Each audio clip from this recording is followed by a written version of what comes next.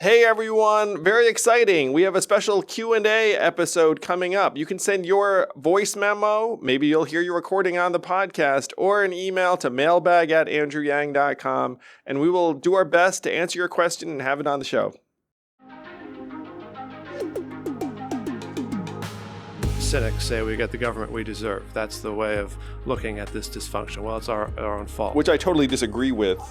Agreed. Yeah. I think we get the government we design. And we have designed a government for... Frank Berry's a genius. We've designed a government for dysfunction and polarization and extremism. Yes, and we can redesign it for cooperation and... Preach! It's true. It can be done.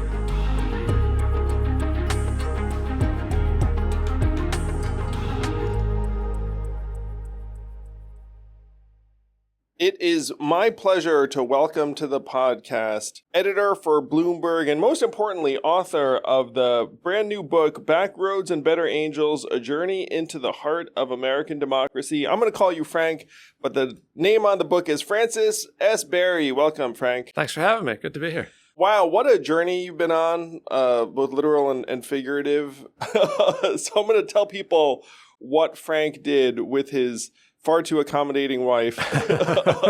That's true. And what this book is about, because it's a fantasy many of us have. Check it out.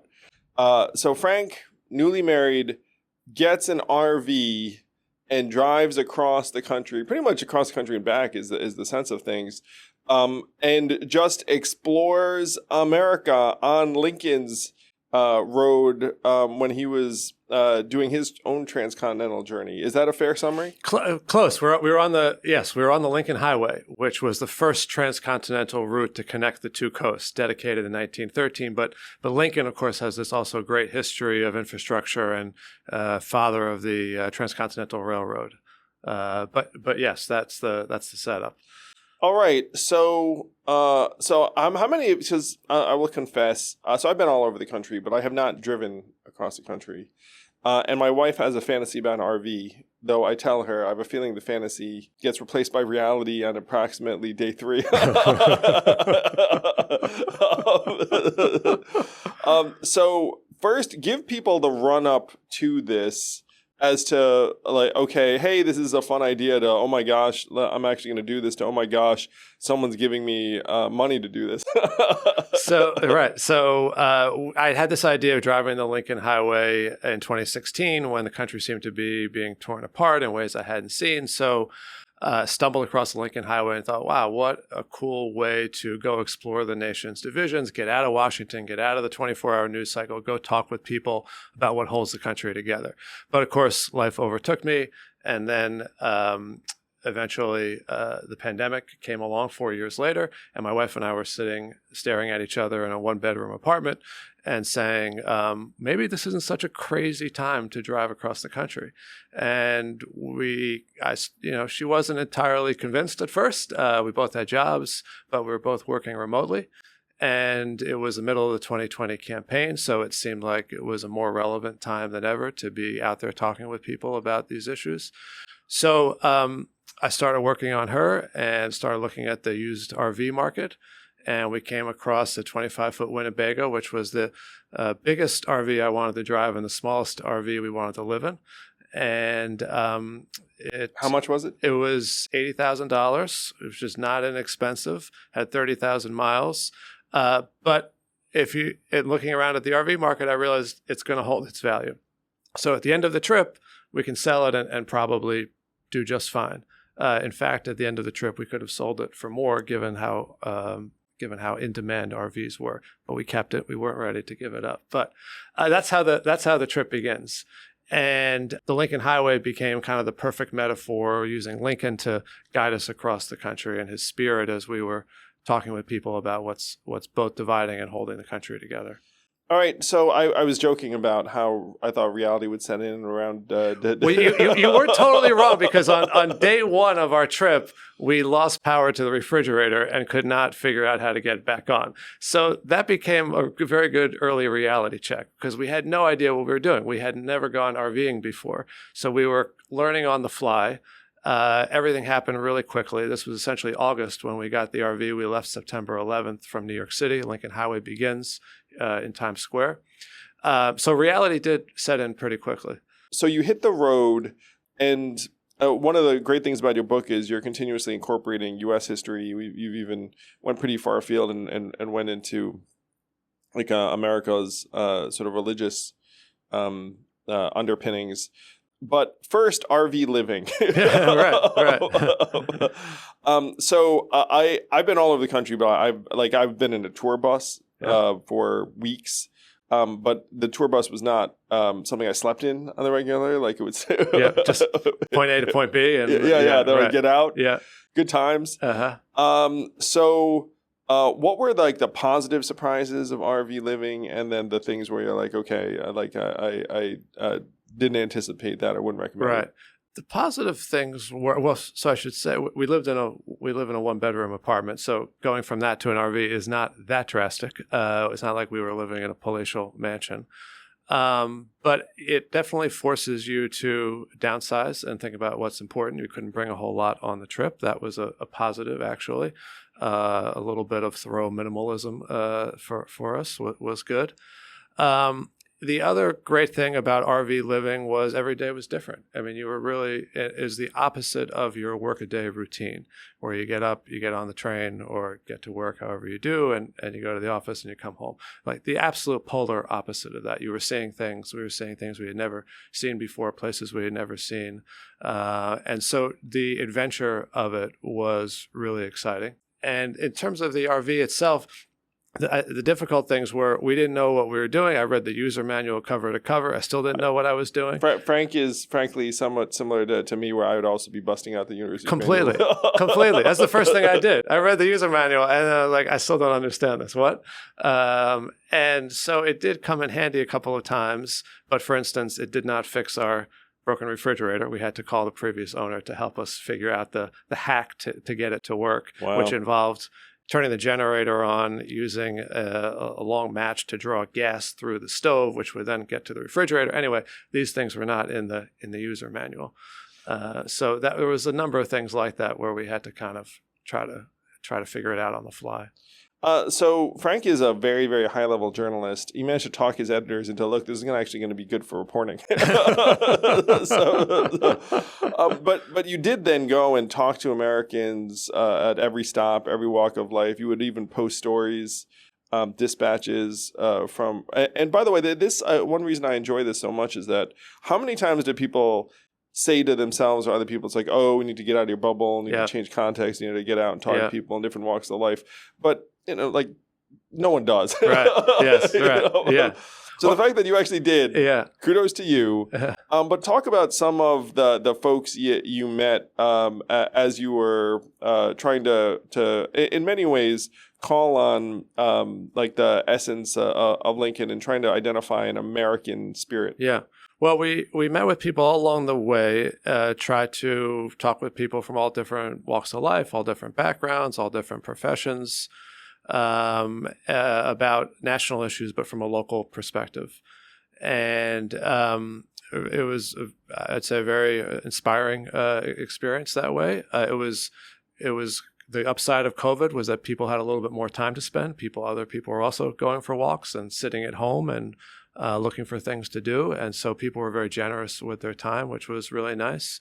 It made for a slightly weird trip because we weren't going into every diner we'd pass and having a conversation with the person we were sitting next to because it was the pandemic. We were wearing masks. Some restaurants were closed, even those that were open. We decided early on we weren't going to eat in restaurants, at least not, sit down in a crowded restaurant. The CDC had said it's likely to increase your chances. And so we were trying to be respectful of the people we were talking with and didn't want to put them at risk. But so we had all kinds of great conversations, and inevitably, even in trying to not talk about 2020 and Trump and Biden, conversation inevitably somehow would come back to that. But it was good because we'd already established a basis and the beginning of a mini relationship where you were trying to kind of feel your way around issues from understanding their perspective. before you begin in on Trump, before they begin on Trump and Biden. One quick story about how politics bled into a conversation. I met with this farmer, a lifelong farmer in Ohio, and he had been active in the local Republican Party his whole life, and he voted for Trump in 2016, but eventually became disillusioned with him for various reasons, some of which related to agriculture tariffs, some of which were foreign affairs related. But in any event, he became disillusioned, and he decided that he didn't want to be active in Republican Party politics. He wanted to become an independent. And I like the sound of this. Continue. Yeah, and so he wanted to be his own person. And there were two interesting things that happened to him out of that. He said the first thing was, I realized that, as he called it, the starter kit that I was given as a party member, I didn't have to accept anymore. I didn't have to check every single box that the party lined up with. I could be my own person. As he said, I could go down this end of the salad bar and pick out the cheese and the meat and the lettuce, and I go that side of the salad bar and pick out other things. It gave him kind of a sense of liberation. But the other thing that happened was he lost all his friends, because his social network was tied up in his community, civic, and volunteer work, which was the Republican Party. And people stopped talking to him. I cannot relate to that at all. No, I'm kidding. Exactly. And there's a lot of people who have a version of that story, probably, where because of a changed political perspective, people don't want to. They consider you now no longer a friend, an enemy, and that was really, really hard for him after decades of political activism. I mean, that would be hard for anyone, much less someone who'd invested that much time and maybe was like a little bit further along. Plus, they're very rooted in their community, right? In a way that, frankly, I think like some of us, might. It's a little easier in New understand York. what that is. Right. Yeah, So he said, I was sitting in this diner one time, and a guy that I've farmed next to my entire life came up to me, and he said, I stuck my hand out to shake his hand, and he looked me in the eye and said, I thought you were smarter than that, and he walked away. And that was really hard for him to come to terms with. It was not the reason he got into politics. It was not the spirit that he wanted to be part of.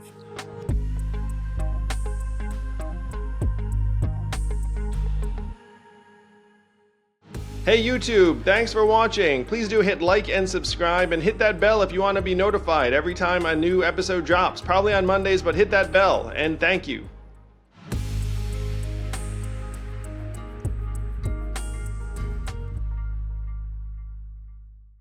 So when I was running for president, I went to Ohio during that time. People would sometimes thank me for running, and I would say, you know what? I think running for president is easier than running for local office, because you run for local office, they know where you live, they see you every day. Like in my case, I joked, but it was kind of true. It was like, if I'm not in a certain place, people would just be like, yeah, he's someplace else. Right. Meeting. But if it's local, they know where to go. Where's the mayor? We got a problem here. This pothole needs fixing. And so that's what this reminds me of. It's like, people live in places and they see the same people every day. Yeah. So it's very hard to break from the tribe. And that is one of the fundamental messages of your book. It is about people trying to find their way towards some version of politics that is not refracted through party lenses. Right. And one thing you and I were talking about before is that you actually came to some of this through pushing for nonpartisan elections with our mutual friend John Avlon and others. So people who want to get a sense of this book, and this is, I think, very, very consistent with my experience, where when you go out there, first, people are different in person. Yeah. Right. That's major principle number one.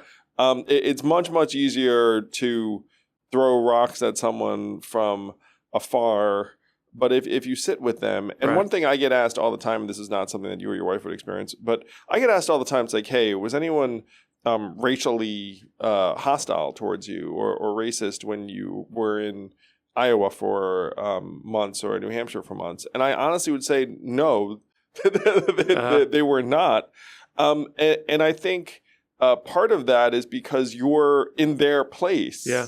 You know what I mean? Like, you know, it's like that they feel like, okay, you came to us. Right. Yeah. Right. I think there's truth in that. Yeah. Yeah. So that's one principle. But the other thing that you hear all the time, and I'd love to get your perspective on this. People say all the time, we're actually a lot more unified than you're made to believe by just watching cable news. Right. Well, I think there is truth in that, but it's a layer underneath. And so practically every person that I spoke with along the route was deeply frustrated over how divided we are. And that was something that crossed party lines. Didn't matter whether it was a Democrat or Republican I was speaking to. So people have this sense themselves that they are divided. I don't think that's a creation of cable news. And there is, some real resentment there about the other side and what they're trying to do to the country on both sides. But when you go a layer beneath that, and I think this really shows up in all the polling too, there is a lot of common ground. When you talk to people about issues, I'll give you one example. I did a ride along of the border in southeastern Arizona in Cochise County. And the sheriff that I spoke to said, we watched the wall being built. There were cranes up, construction was going on, the wall was being built. And the sheriff said, I know that the wall is not the solution, the single thing. He said, we need balanced security, technology, staffing, cameras. And he said, we need more immigrants. We need to make it easier to come here. We need a balanced, progressive plan. Those are his words in a southeastern conservative county. And I think if you asked Americans in both parties whether they agree with that, 90% would say yes. This is 20 years now of gridlock in Washington and an inability to pass anything even approaching a comprehensive plan that does what I think most of us would agree. Most of us would agree. Yeah. We need security. Can't have open borders, but we also need to make it easier for people to come here to get visas. We are a nation of immigrants, and we need more immigrants. And the tough thing is when people feel like bad actors are getting rewarded, then they get really ticked off. Yes, that's true too. Right? That's a lot of it. Yeah, that is a lot of it. Yeah. And also, when you're down on the border, you recognize if you lived in a border town where there was trafficking coming into your community, then you'd want a wall or something. Sure. Something that would make push that trafficking somewhere else, if not stop it, so that you would feel safer in your own community.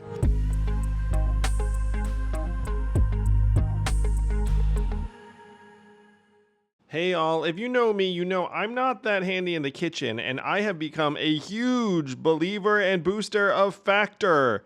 Factor's delicious, ready-to-eat meals make eating a joy. It's so fast. You just pop that thing 2 minutes later, and you are eating a restaurant-quality, healthy meal, making you feel excellent about yourself. My favorite is the turkey chili with zucchini, and there is so much more to choose from. You never get tired of it. It fits any budget. It's fast, healthy. It is going to be the new Factor in your life. Yes, I'm a fan. Head to factormeals.com/yang50 and use code yang50 to get 50% off your first box and 2 free wellness shots per box while subscription is active. That's code yang50 at factormeals.com/yang50 to get 50% off your first box. Get Factor today. It's going to change the way you eat.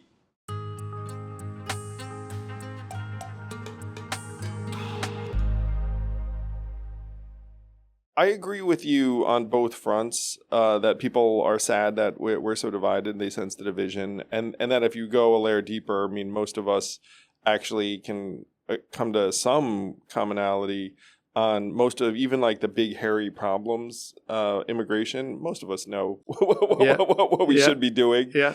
And there are very few people you encounter that are so outright xenophobic that think we should have zero immigrants. Right. I mean, that, and they are out there. They're out there. Yeah, they're out there, but they're not anywhere not near a majority. Yeah. It's like it's a fraction of a fraction, in my opinion. On guns, I mean, look at the polling. I mean, most people are for background checks and other reasonable measures. Yeah. Yeah, the same thing. I'm even going to say on abortion, most of us agree that there should be like some middle ground-ish policy that allows women access to abortion under many circumstances and up to a certain period of time. Right. And so Americans are increasingly ticked off and frustrated that we're not getting any of these things. I gave a recent TED. It's totally cool if you didn't see it. I watched your TED Talk. Oh, wow. Yeah, that was great. I loved it. Thank you. Really It is super up your alley. Yeah. And one of the things I tried to do when I was out there, this is not your job as a journalist, obviously, but I was trying to like get people to be convinced. It's like, look, you know why you're fed up and pissed off? It's not these other people on this other side. They're actually fed up and pissed off too about like some, maybe not precisely the same thing. Like it's that we're actually being inflamed and set up by this poor design. Yep. And I don't, and it makes me think of that farmer in Ohio who's like, you know what, I'm not actually going to be on this team anymore. Right. And so the work I've taken on is, by the way, I know you and Mike Bloomberg are tight, but it's like, so one of the things I've been trying to do is say, look, like that Ohio farmer, other people who are fed up in a various way. Let's try and make it so you have a tribe to join. Yeah. Let's try and make it so you have community, belonging, organization, candidates, infrastructure. Let's call it the Forward Party. And so we've teamed up with, frankly, a lot of folks who've flown the coop on the Republican Party because because the Republican Party has lost its bearings, and it's been very, very uplifting going out to states and seeing Forward Party activists, and they have formed these relationships in communities in various ways. But at the same time, it's been difficult for us to get the word out as broadly as we'd like. And your story about that farmer actually makes me want to find out how to reach out to him and be like, hey, maybe you can, maybe, or you can. And this is one of the tricky things is that. We joke that independents tend to resist joining because that's what makes them independent. So it's like, how do you build a tribe of people who are trying to reduce tribalism or tribal affiliation? Yeah, it's a good question and a tough one that you know better than anyone in terms of working on it, how hard it can be to organize people who resist that. But we are seeing, I think, growing support for opening up election processes to let more independents in, because I think there is growing awareness that the takeover of the parties by the extremes is incredibly bad for the country and is feeding all the gridlock that we're talking about in terms of why government can't do anything, isn't doing anything. So one of the places that we visited on the trip, it's just off the Lincoln Highway, but how could we not go to Lincoln, Nebraska? So we went to its capital of Nebraska, and they have a nonpartisan legislature there, the only one in the country. And I spoke with a state senator there, and he said, look, it's different for us because I'm a Democrat, but when I go out and campaign, I don't just go knock on Democratic doors. I go knock on independent doors. I go knock on Republican doors. And so I've got to broaden my base of people that I'm speaking to and listening to. And then when we get into the legislature, which is nonpartisan, we don't organize ourselves by party. And so he said, we have Democrats who chair committees. There's no other state legislature in the country where the minority party chairs. But he said the reason is that because we're not based in party, we're based in relationships. Wow. So if I want to chair a committee, I've got to win your trust if I'm in the minority party. And that means I've got to work with you. I've got to respect you. I've got to listen to you. And that goes both ways because you also want to chair a committee and you can't just rely on your majority party members. You may need support from minority. So that goes both ways, and that creates a much more cooperative legislative process. Not to say Nebraska is perfect; they have flashpoints as well, but it historically has been a much more highly functioning legislature than others. So pretty much the opposite of Washington. The opposite of Washington. For those of us who live in New York, the opposite of New York. New York a little bit too. Yeah. You're not wrong. Yeah. You're not wrong.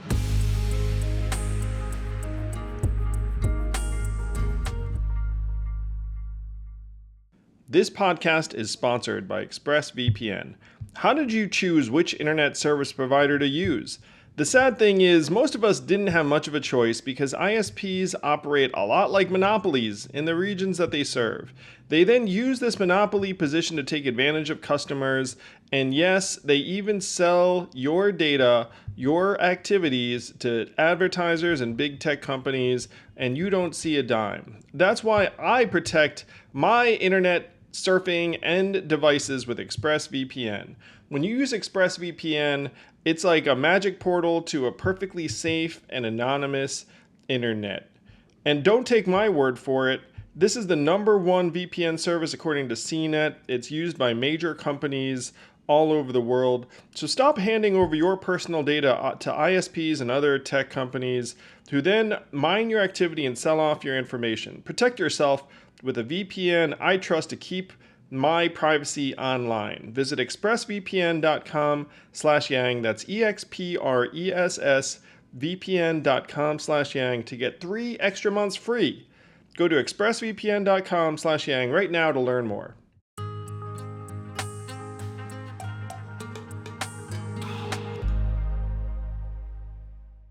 You know, another place that has taken on a similar dynamic is Alaska because of the election shifts, where their legislature has become much more coalition-based and nonpartisan. I don't think people realize just what an iron grip the parties have in most of these environments. Certainly in Washington, I mean, you have the majority leader, minority party. I mean, someone said to me, it's like, you might as well be a piece of furniture. Yeah, right. It's true. You know? Very true.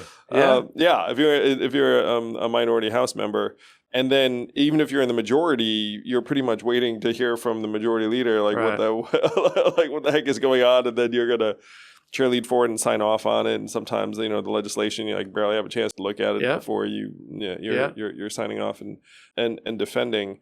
I have a feeling people are listening to that description of the Nebraska legislature and thinking like, wow, that actually sounds like a vast improvement. Yeah, I mentioned in the book this line that says, you know, a lot of cynics say we get the government we deserve. That's the way of looking at this dysfunction. Well, it's our own fault. Which I totally disagree with. Agreed. I think we get the government we design. And we have designed a government for... Frank Berry's a genius. We've designed a government for dysfunction and polarization and extremism. Yes, and we can redesign it for cooperation and preach. It's true. It's true. It can be done, and the work that you're doing is really important to that. We're trying, man. I mean, one of the things that I got a call after the TED Talk from someone who said, I had no idea that there were 4 states that were considering these ballot initiatives. Where do I give? And I think if more Americans realize that there are people who are trying to improve things, and one of the reasons why it's so hard for people to get a read on it is that, one, and you guys are an exception to this, but I don't think the media talks enough about it. Like I single-handedly was just running around trying to get folks on CNN to talk about ranked choice voting, which I was mildly successful at. Because, it's like I would, like every time I was on set, even off air, I was like, talking about ranked choice voting behind the scenes and, nonpartisan primaries. So, it's easier to get one idea in there. There is a movement of Americans who are trying to fix the design. And that's the movement that, in my opinion, I need to do a better job of, drawing people into, because most people don't even know there's a movement. Right. There might not be a catchy name for the movement. We thought Forward Party was a fine, catchy name, but there are people working on it that are definitely, very much Dems and ours. One of them, I saw just last week, Dan Rayfield, who's running for Attorney General of Oregon, and he championed a statewide referendum on adopting ranked choice voting for all statewide elections. And that, Oregon's a very blue state. Right. So I don't want to say that it's like, I love it when folks within the parties decide to champion these things, but it's not as frequent as you'd hope. Right. No, it's not. And it's struggled because people are often invested in the system that has gotten them into office. And so it's the rare person who's willing to break free of that. Yes. So, it's one reason why so many people, I will say this, and this is not on you. I mean, what I saw him this last week at your party. But if I had a dime for every time someone said to me like, "Hey, where's Mike Bloomberg?" We'd have a very, very tall stack of dimes. Yeah. Well, he has supported various efforts to pass nonpartisan elections in different states, including here in New York City. That was one of the ways I came to this issue, was working on a referendum in 2003 that failed, mostly because I think we put it up in the wrong year. There was nothing else on the ballot. It was a very low voter turnout, about 13%. And who was most motivated to oppose it? The parties. And so that both parties opposed it, and we lost. But it polls well because people believe that there should be better options. New York is notoriously bad at, the general election is a joke in most cases. There are no competitive races. That is a huge disservice to voters. And there are plenty of other cities around the country where it's just as bad. So you spent months and months on the road. You even talked to some folks after January 6th. Yeah. There were people who were part of it and had their lives changed by it negatively because they were on like the the what the heck is going on side of things. What were some of like the big surprises you got? Because we all have preconceptions of what we're going to find out. Right. Yeah. So I traveled the country not the same way you did, but I was around the same time frame actually as I think about it, like 2019, 2020. Yeah. And I will say that most everywhere I went, people were friendly, curious, positive. Etc. Like there's like a question that a lot of people are asking. It's like, hey, is America fundamentally good? Are Americans fundamentally positive? And I answered that with a very affirmative yes, based upon my experience those years ago. I'm not sure if things have shifted somewhat in the period. I mean, I suppose that like your travels kind of were during the period. Yeah, it's a good question, but I had the same experience you did. That yes, people all almost universally friendly, and it's a little surprising to me in a good way was after listening to people kind of express sadness and a bit of depression over how divided we were, almost universally would then say, but we're going to get through this. If you'd ask him, are we, what are we going to be able to get through this as a country? And almost everybody would say yes. And you'd ask them how, and they didn't really have an answer in most cases, or not an entirely convincing answer, even in their own, I feel like, kind of watching them answer the question. But they had a faith in the country. And I think that is really important because it's rooted in truth. Like as a country, we have survived so much crisis and conflict. And that's why Lincoln is such a perfect North Star for us to follow on this journey, because he oversaw a period where we had 750,000 people kill each other. And we've been through a hell of a lot as a country. And what has always gotten us through is our attachment to our founding ideals. And those have changed over time, and they've expanded in good ways. And those have always been fights and conflicts over how we do that. But I did hear in the people we spoke to kind of a faith in this American ability to overcome and to persevere. And that was really affirming.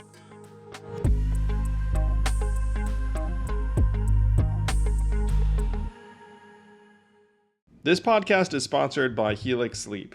I've always been a big mattress guy. I've thought, hey, if you're going to do something for 8 hours a day, you might as well do it right. And with Helix Sleep, you can get a mattress that is made just for you. I took the Helix Sleep quiz and I was matched with a Dawn mattress because I wanted something that felt firm and I sleep on my back.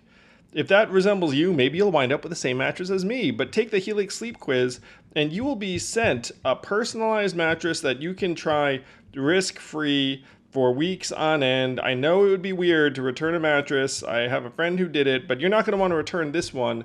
It's going to become the mattress in the house. My kids love the Helix Sleep mattress the most, even though it was not made for them in mind. And if you don't want to take my word or my kids' word for it, Helix has been awarded the #1 mattress pick by GQ and Wired magazine. Helix is offering 20% off all mattress orders and 2 free pillows for our listeners.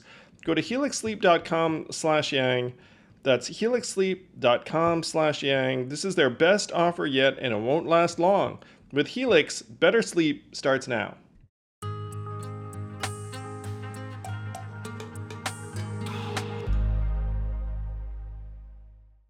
I got the same. There's like a deep love of the country and of faith, but there's very little like, hey, how's it going to happen? Yeah, no, I agree. And this is, again, coming back to nonpartisan elections and other, like, people want answers. They want to be able to figure out how's it going to happen. And I think they are hungry for it, but there is a sense of how are we going to get there? Helplessness. Did you come back from your travels more fundamentally optimistic, pessimistic, a bit of both? Definitely more optimistic, despite the fact that we came back in April. So we were actually on the road for 7 months. We left on September 11th. We came back in April. We traveled as Stop the Steal was unfolding. We watched from afar, but January 6th happened.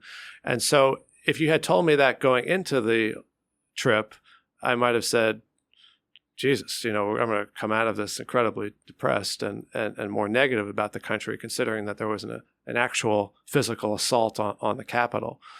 But no, I definitely came out more optimistic, and part of that was even our resilience in overcoming it. And I give credit to Mike Pence for playing a role in that. That's true. That was really an important moment at a time when the Trump campaign was working states to create these phony, slates of electors. Yep. Huge pressure on Pence to subvert the Constitution, and who knows what would have happened had he done that. But he didn't, and kind of the thing held together. And so it definitely was, I think, consistent with this sense that we're always, not always facing, but many times in our history, we've faced these really challenging crises that have included conflict and bloodshed. But by holding true to the values that really define the country, we're able to get through them. And it wasn't just Pence, but others too, including a Capitol Police officer that I spoke to that has this really harrowing story of the day, a conservative Republican, was under no illusion about what was happening and why and who was responsible for it. And that was a very sad conversation for me to have, but also very affirming because he had lived it and he knew how much worse it could have been. Yeah, we got lucky that day, and that's what people I don't think realize, especially now. People trying to like minimize it in various ways. I mean, like it could have been a whole lot worse. So you still have the RV? We still have the RV. We still have it. We could not get after 7.5 months. We were not ready to. Did you name it? We named the RV Charlie. Because as an homage to John Steinbeck's Travels with Charlie, he named his so literate. His dog was Charlie, and so Laurel has always wanted the dog. My wife is Laurel; she's always wanted the dog. We did not get a dog, and so we got an RV. We got an RV. We named him Charlie. Again, Laurel, man, just a keeper for sure. So sequel? we do hope to go back out on the road. We'd like to get back on the Lincoln Highway and this fall, and partly for the reason you mentioned is how different would it be? A lot has happened in 4 years, and would people still feel some of the optimism that I was, feeling or sensing 4 years ago? I sense a movie series. Well, Frank, congratulations on an awesome set of experiences. Really well written, very, very thoughtful, and deeply patriotic. There's like so much love of country. John Avalon, our mutual friend, strikes me as like the most earnest about the country and our founding ideals. But I feel like you are right there. Well, that's high praise. I appreciate that. Next to him, people should definitely pick up Back Roads and Better Angels, A Journey into the Heart of American Democracy. You can live vicariously through Frank and Laurel. Those of you who thought, hey, you might want to do this, you can actually get a sense of what it's like. Without having to fix a refrigerator.